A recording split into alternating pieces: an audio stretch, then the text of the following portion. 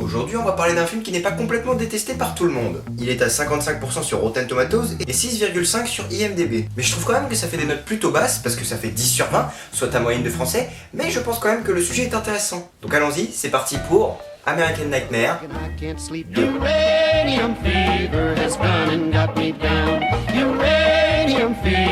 Alors, American Nightmare 2, Anarchy ou The Purge, Anarchy dans sa version originale, est un film d'action américain sorti le 23 juillet 2014 et est réalisé par James de Monaco, réalisateur du premier et troisième film. Il est donc la suite de American Nightmare, premier du nom, et je l'ai pas vu, j'ai pas envie de le voir, et l'avis général est de dire qu'il est long et chiant, alors je vais pas en parler puisque de toute façon on peut voir le 2 sans avoir vu le 1. Je vais juste préciser l'univers dans lequel se passent les films. Dans un futur proche, la criminalité et le chômage ont été réduits de beaucoup. Tout ça grâce à la purge. Pendant toute une nuit, pratiquement tous les crimes sont autorisés afin que chacun citoyen puisse se soulager, se purger et ne pas recommencer pendant l'année qui suit. Évidemment, les services d'urgence et de police ne sont plus actifs pendant la nuit. Et je pense que c'est un très bon concept. Aussi, je vous conseille fortement de regarder le film avant de voir cette vidéo pour que vous voyez si vous êtes d'accord avec moi. Et c'est pas la peine de dire oui, de toute façon je le verrai jamais. Non, c'est un conseil que je vous donne là et les conseils, vaut mieux les suivre. Bref, le film commence par nous présenter ces personnages simultanément, donc je vais essayer de tout résumer. On a Eva, une mère qui travaille dans un petit restaurant et qui vit avec sa fille, Callie. On a aussi Sean et sa femme Liz, ainsi qu'un dernier protagoniste, Léo, un personnage musclé qui a une idée derrière la tête. Tout ce beau monde se retrouve dehors, chacun à leur manière. Le couple tombe en panne, la mère et sa fille se font attaquer par un habitant de l'immeuble. Diego, t'approches pas, on a des flingues et on va te tirer dessus. C'est complètement débile de faire ça. Ça me rappelle tous les milliards de films qui contiennent à un moment ça a aucun intérêt et c'est pas comme si le méchant allait dire troupeau de bananes. Mais elles sont sauvées puis sorties de chez eux par un groupe en habit de SWAT et Léo, de son côté, compte se purger. Par un concours de circonstances, ils se retrouvent tous ensemble dans la voiture de Léo et ils vont devoir survivre toute une nuit alors qu'ils sont poursuivis par un mec avec une casquette qui a la VF d'Horacio Kane et un groupe de jeunes avec des masques et des motos. Sors le cross-volet. Non, sûrement pas, non. Sauf que la voiture tombe en panne et qu'ils vont devoir rester à pied. Eva indique qu'elle connaît une maison où ils seront en sécurité et ils décident donc d'y aller. C'est-à-dire qu'ils vont traverser la ville. Ils décident de passer par le quartier des affaires étant donné qu'il est toujours vidé lors de la purge, alors qu'un groupe de révolutionnaires pirate les écrans géants pour indiquer qu'ils vont tenter une révolution ce soir. Le groupe se balade donc à travers le quartier et commence à faire gentiment connaissance. Nouvelle règle. Tu la fermes. Alors que...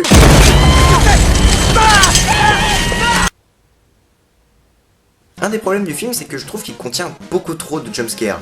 Et trop, c'est trop. Surtout que la plupart sont très prévisibles.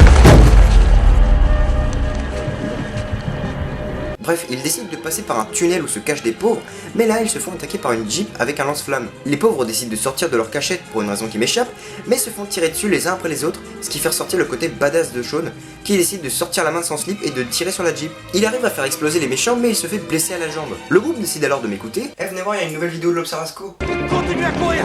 Ralentissez pas. Et arrive enfin à la maison.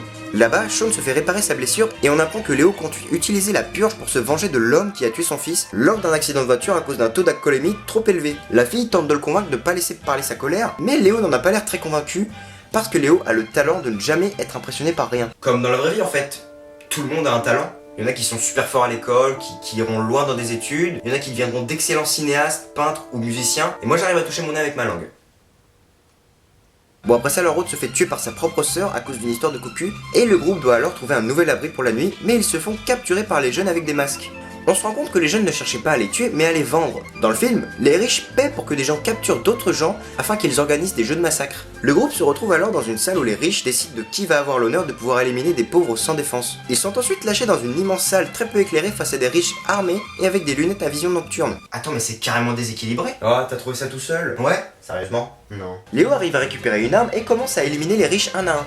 Les riches appellent alors des renforts et Sean se fait tuer. C'est alors que les révolutionnaires débarquent et commencent à tirer sur les riches. Et Liz décide de rester afin de venger son mari. Léo, Eva et Callie s'échappent et Léo compte toujours venger la mort de son fils. Il rentre dans la maison, menace avec un couteau et finit par ressortir en sang. Il a vengé la mort de son fils, le film peut se terminer, mais là il se fait tirer dessus par le mec avec la casquette. Il lui explique que pendant la purge c'est chacun pour soi et il le tue et c'est fini. Mais non, pas du tout. Si, c'est fini. Mais non. Si, non. Si, non. Si, non. Si, non. Si, non. Si, non. Si, non. Si, non. Stop. Bien. On peut passer à la conclusion. Je Je pense que c'est un très bon film. Déjà, le film est très divertissant, les scènes d'action sont cool et rythmées et j'ai pas vu passer les 1h45. Le scénario, quoique simpliste, arrive à tenir en haleine. Mais surtout, et c'est pour ça que j'ai décidé de parler du film, il porte un message pessimiste. Je m'explique. En gros, le film nous montre que, au fond, les humains sont toujours des animaux et que sans les lois, nos instincts primaires reprennent le dessus. Le film montre qu'il n'y a pas de gentil ou pas de méchant, puisque tout le monde peut se purger. Lise est au début incapable de faire mal à une mouche, pourtant elle reste pour se purger.